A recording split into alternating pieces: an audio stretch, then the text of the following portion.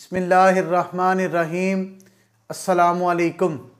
सबसे पहले दरूद पाक, अल्लाहुम्मा सल्ली अला मुहम्मदिन व अला आलि मुहम्मदिन व बारिक वसल्लिम। हमारा जो आज का मौजू है ना, वो है खुशकिस्मत ग़ुलाम।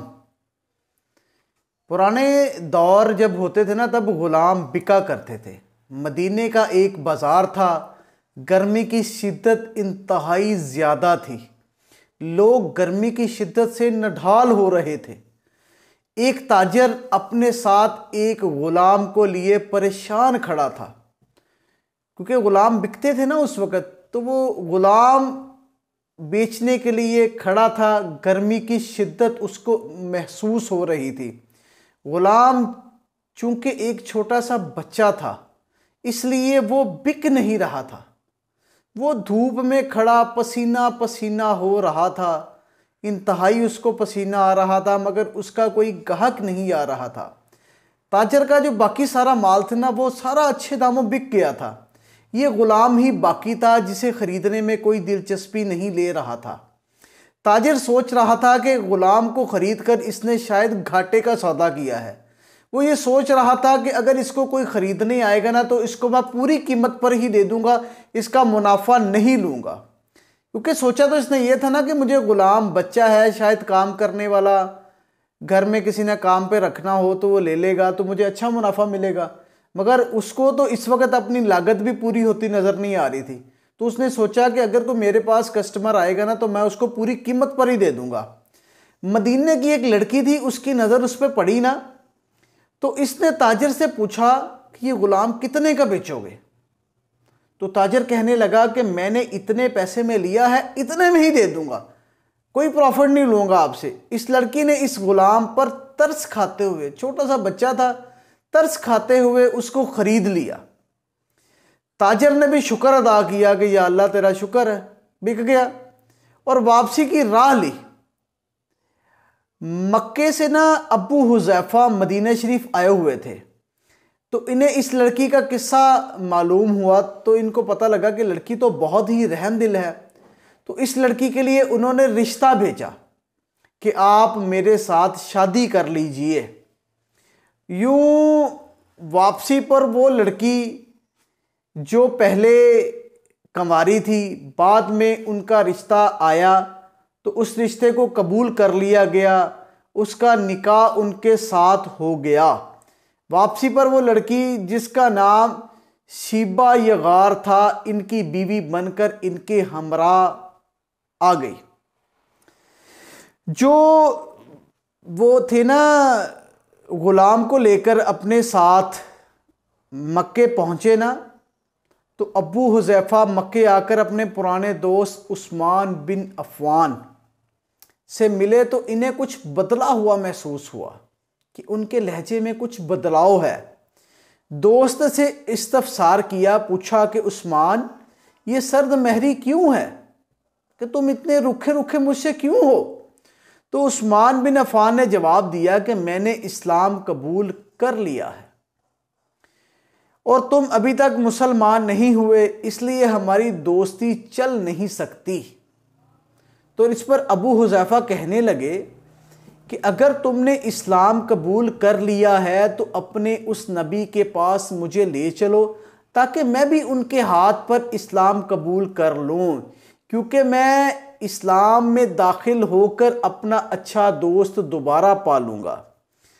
अबू हुज़ैफा उनके साथ चले गए। हज़रत उस्मान ने उनको आका अलैहिस्सलाम की खिदमत में हाज़िर कर दिया। तो उन्होंने कलमा पढ़कर दायरा इस्लाम में दाखिल हो गए। घर आकर उन्होंने अपनी बीवी और ग़ुलाम को मुसलमान होने का बताया, तो इन दोनों ने भी कलमा पढ़ लिया। जो ग़ुलाम था ना, उनके साथ ही आया था, बीवी के साथ, वो तीनों वापस आए थे, तो उन्होंने भी कलमा पढ़ लिया। हज़रत अबू हुज़ैफा ने इस ग़ुलाम से कहा, चूँकि तुमने भी कलमा पढ़ लिया है, मुसलमान हो गए हो, ग़ुलाम से कहने लगे कि तुम भी मुसलमान हो गए हो, इसलिए मैं तुम्हें ग़ुलाम नहीं रख सकता, लिहाजा मेरी तरफ से अब तुम आज़ाद हो। ग़ुलाम ने कहा, आका, मेरा इस दुनिया में आपके सिवा कोई भी नहीं, आपने मुझे आज़ाद कर दिया तो मैं कहाँ जाऊँगा। तो हज़रत अबू हुज़ैफ़ा रदियल्लाहु ताला अन्हो ने इस ग़ुलाम को अपना बेटा बना लिया और अपने पास ही रख लिया। आपने देखा इस्लाम की कितनी कुव्वत है, कि इस्लाम कितना प्यारा मज़हब है। अगर आपने अभी तक हमारी वीडियो देख ली है ना यहाँ तक, तो कोशिश करके ना वीडियो को लाइक कर दें और प्यारा सा कमेंट कर दें, और अगर हो सके तो हमारे यूट्यूब चैनल को सब्सक्राइब भी कर लें, ताकि आपको रूटीन के साथ अच्छी अच्छी वीडियोस मिलती रहें। जो गुलाम था ना, उसने कुरान पाक पढ़ना शुरू कर दिया और कुछ ही दिनों में बहुत सारा कुरान पाक याद कर लिया।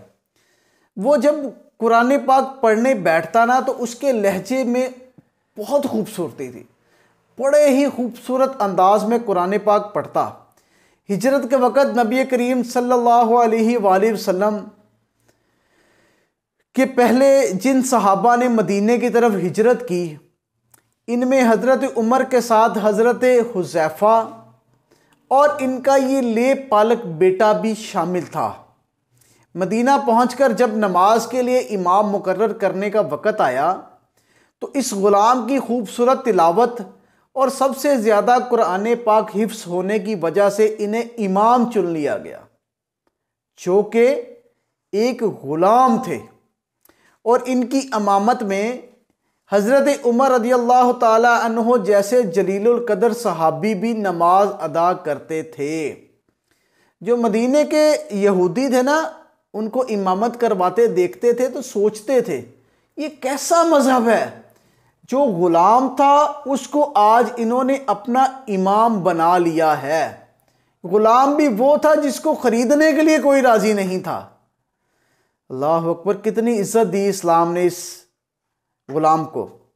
अल्लाह पाक ने इन्हें खुश इखलाक इस कदर बनाया कि जब आयात कुरानी तिलावत फरमाते, लोगों पर एक महवियत तारी हो जाती है और राहगीर चलते चलते रुक कर इनका कुरान पाक सुनते थे। एक दफ़ा अमीरुल मुमिनीन हज़रत आयशा रदियल्लाहु ताला अन्हो को रसूलुल्लाह सल्लल्लाहु अलैहि वसल्लम के पास हाज़िर होने में थोड़ी सी देर हो गई, तो आप सल्लल्लाहु अलैहि वसल्लम ने पूछा कि आप देर से क्यों आई हैं। तो उन्होंने अर्ज़ की कि उन्होंने अर्ज़ की कि एक कारी तिलावत कर रहा था। माज़रत के साथ चंद अल्फाज आगे पीछे हो गए। एक कारी तिलावत कर रहा था, इसकी आवाज़ इतनी खूबसूरत थी कि इसको सुनने में मुझे देर हो गई है। आका अलैहिस्सलाम ने इस पर अपनी चादर को संभाला और बाहर तशरीफ़ ले गए। देखा तो वो बैठे तिलावत कर रहे थे। आप सल्लल्लाहु अलैहि वसल्लम ने खुश होकर फरमाया कि अल्लाह पाक का लाख लाख शुक्र है कि इसने तुम्हारे जैसे शख्स को मेरी उम्मत में दाखिल फरमाया। क्या आप जानना नहीं चाहेंगे कि वो खुशकिस्मत सहाबी कौन थे? उनका नाम हज़रत सालम रदियल्लाहु ताला अन्हो था, जो सालम मौला अबू हुज़ैफ़ा रदियल्लाहु ताला अन्हो के नाम के साथ मशहूर थे। उन्होंने जंगे मौता में जामे शहादत नोश फरमाया। अल्लाह तबारक व ताला की करोड़ा रहमतें हो उन पर। जज़ाकल्लाह।